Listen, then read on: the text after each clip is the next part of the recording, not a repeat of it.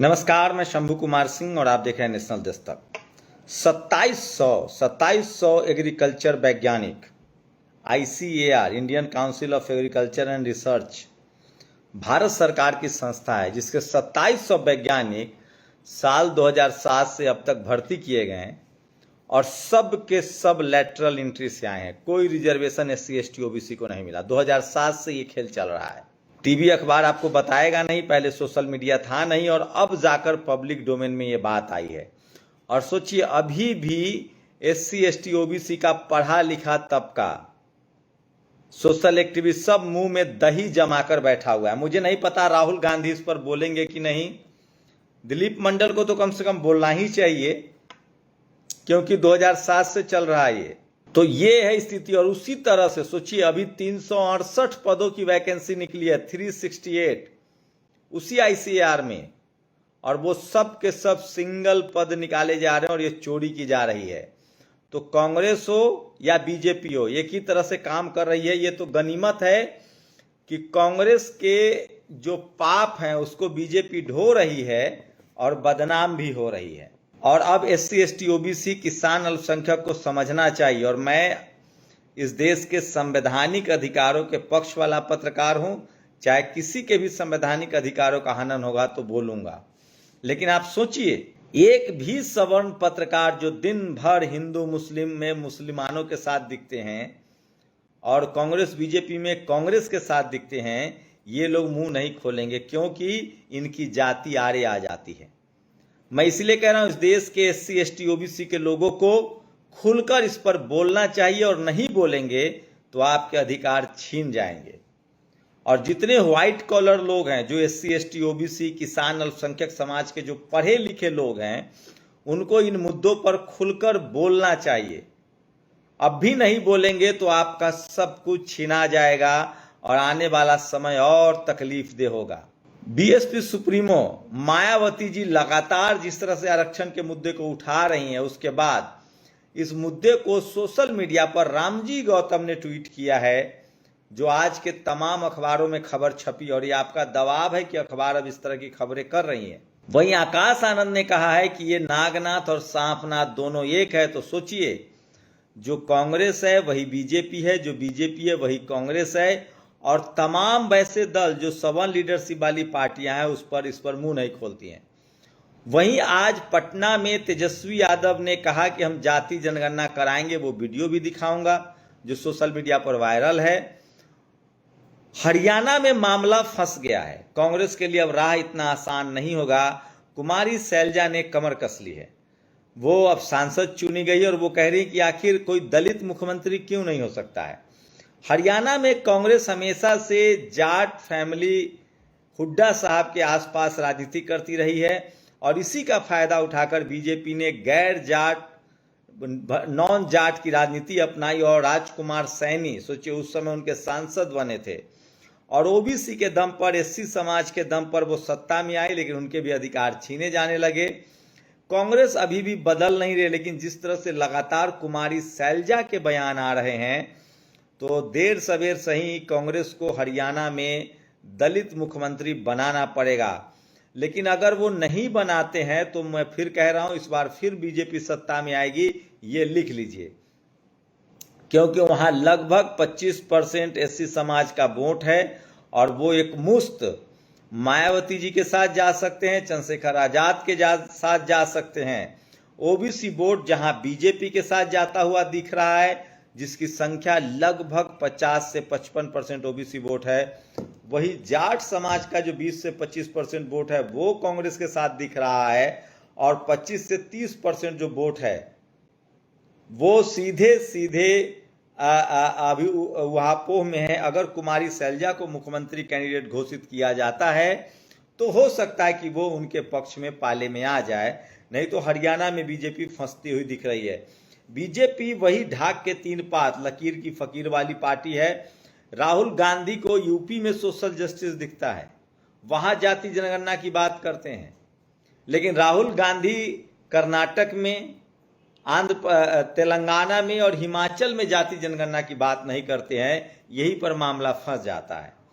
और इसलिए मैं कह रहा हूं, तेजस्वी यादव ने आज जाति जनगणना को लेकर मुद्दा उठाया है, तो अपने होते हैं।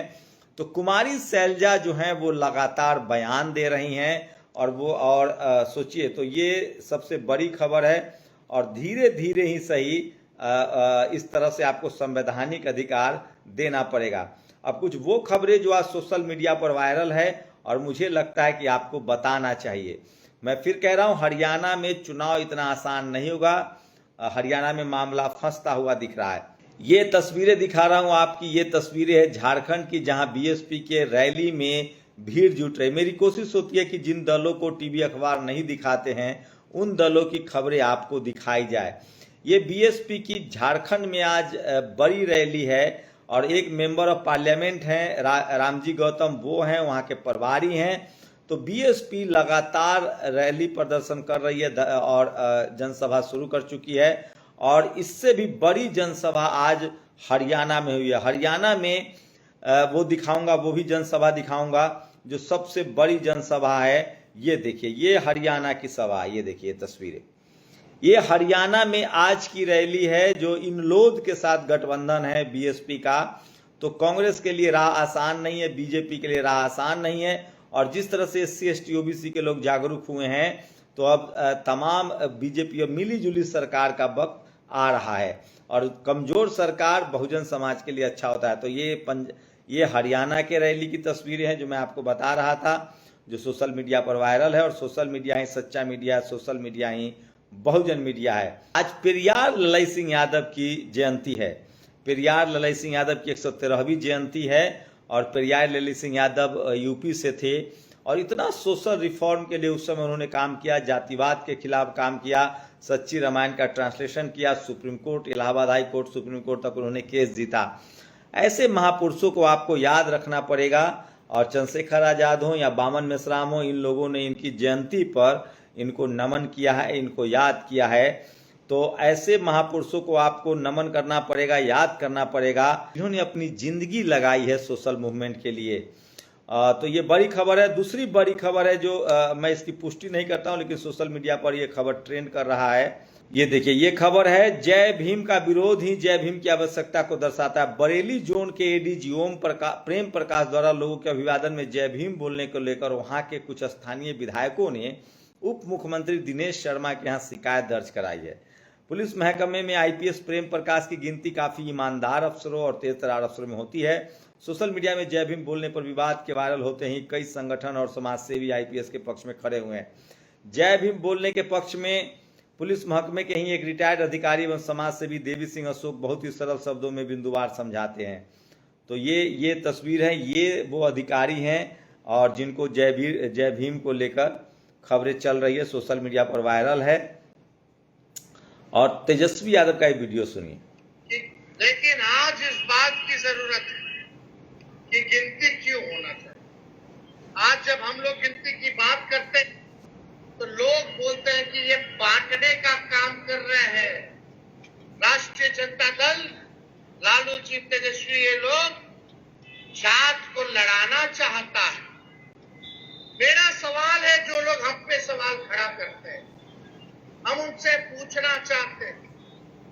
कोई लोग नाम लिखते हैं, अपने नाम के आगे सरनेम बोला जाता है। कोई लोग मिश्रा लिखता है, कोई लोग तिवारी लिखता है, कोई लोग यादव लिखता है, कोई लोग सिंह लिखता है, कोई लोग श्रीवास्तव लिखता है, कोई लोग पाल लिखता है, कोई लोग दास लिखता है, कोई लोग खुशवाहा लिखता है। ये क्या तेजस्वी ने, लालू जी और राष्ट्रीय जनता दल ने बनाया? पहले से ही बांटने का काम किसने किया? किसने यादव बनाया, किसने मिश्रा बनाया, किसने दास बनाया, किसने कुशवाहा बनाया? हम तो वो बात। तो सोचिए, देश में 10% लोग जो हैं वो जाति जनगणना के खिलाफ हैं और उनके दबाव में बहुजन समाज के नेता आते हैं। और कितना पुअर रिप्लाई है, उनको खुल के बोलना चाहिए था। ये तस्वीरें हैं और ये देखिए, ये उद्धव ठाकरे हैं और आज शिवाजी महाराज की मूर्ति गिरने के खिलाफ एक बड़ा प्रदर्शन था। आपको बता दें, महाराष्ट्र के सिंधुदुर्ग में 3100 करोड़ में बनी शिवाजी की मूर्ति 12 महीने के अंदर ही गिर गई। कहा जा रहा है कि मूर्ति बनने से ज़्यादा तो उसके प्रचार प्रसार में खर्च हुआ था। मुख्यमंत्री, उप मुख्यमंत्री, प्रधानमंत्री ने उद्घाटन किया था और महाराष्ट्र में बीजेपी के लिए मुश्किल की बात है। तो ये भी बड़ी खबर है। और बीएसपी सुप्रीमो मायावती जी ने हरियाणा के चरखी दादरी में जो मॉब लिंचिंग हुई है उसकी निंदा की है। और उत्तर प्रदेश के देवरिया में देवरिया भटनी के एसओ भदौरिया पुलिस बल के साथ, सोचिए तस्वीरें हैं, चंद्रशेखर आजाद ने शेयर किया है, किस तरह से लगातार महिलाओं को धमकाया कि तुम्हारे बाप के गुलाम है क्या, तुम्हारा दिया हुआ खाते हैं क्या, बेशर्म बेहाया हो क्या, तुम्हारे घर पर बुलडोजर चला देंगे। और ये शख्स देखिए, ये शख्स जो है सोशल मीडिया पर आज बहुत वायरल है। ये देखिए, ये शख्स सीधे सीधे मस्जिद को बम से उड़ाने आया था। तो मैं इस मस्जिद को उड़ाने आया हूँ, तोड़ने आया हूँ, आज ही नहीं कल जरूर टूटेगी। मैं डाबर भाइयों को जगाने आया हूँ, मेरा मकसद मस्जिद तोड़ना है। मथुरा के शाही ईदगाह पर पेट्रोल और माचिस लेकर ये शख्स पहुंचा है। तो इस तरह से लगातार लोगों के अंदर सांप्रदायिकता भरा जा रहा है। अखिलेश यादव ने ये ट्वीट किया, देखिए एक मंदिर ढाया जा रहा है। बनारस की तस्वीरें हैं, अखिलेश यादव ने ट्वीट किया, वो मैं आपको पढ़ के बताऊंगा, पहले तस्वीरें देख लीजिए। काशी के प्रतीक चिन्हों को विकास के नाम पर तोड़कर भाजपा सरकार क्या वाराणसी की विरासत को ही खंडित कर देना चाहती है। अब रोहनिया में 55 साल पहले 1968 में बने गांधी चबूतरा एवं भारत माता मंदिर को चौड़ीकरण के नाम पर तोड़ दिया गया है। तो ये तमाम बड़ी खबरें हैं। और उत्तर प्रदेश के शामली में होटल संचालक और property dealer Shiv Kumar Kamboj morning walk पर निकले थे, उनकी हत्या कर दी गई है। और एक खबर, जाति कैसे पीछा नहीं छोड़ती और सुप्रीम कोर्ट के जजों को समझना चाहिए, कोलेजियम वाले को। शांभवी चौधरी एससी वर्ग से आती हैं, वे जाति से एससी समाज से हैं। भूमिहार समाज में उनकी शादी हुई है। उनके पिता बिहार में केंद्रीय मंत्री हैं, कैबिनेट मंत्री हैं। और शांभवी खुद सांसद हैं रिजर्व सीट से, समस्तीपुर से। अशोक चौधरी उनके पिता हैं जो कि मंत्री हैं। उनके दादा बड़े नेता थे, उसके बाद भी उनकी जाति सूचक गालियां दी जा रही है। तो ये है जातिवाद। ये प्रियांश ये लिखा है प्रियांशु कुशवाहा ने। तो इसलिए मैं कह रहा हूं कि जाति जनगणना होनी चाहिए। शुक्रिया। नेशनल दस्तक की आपसे गुजारिश है कि अगर इसको बचाना चाहते हैं तो नेशनल दस्तक को सब्सक्राइब करने के लिए रेड कलर के सब्सक्राइब बटन को दबाएं, फिर बेल आइकन की घंटी दबाएं। नेशनल दस्तक को बचाने के लिए बहुत जरूरी है कि हर खबर को शेयर करें, लाइक करें, कमेंट जरूर करें।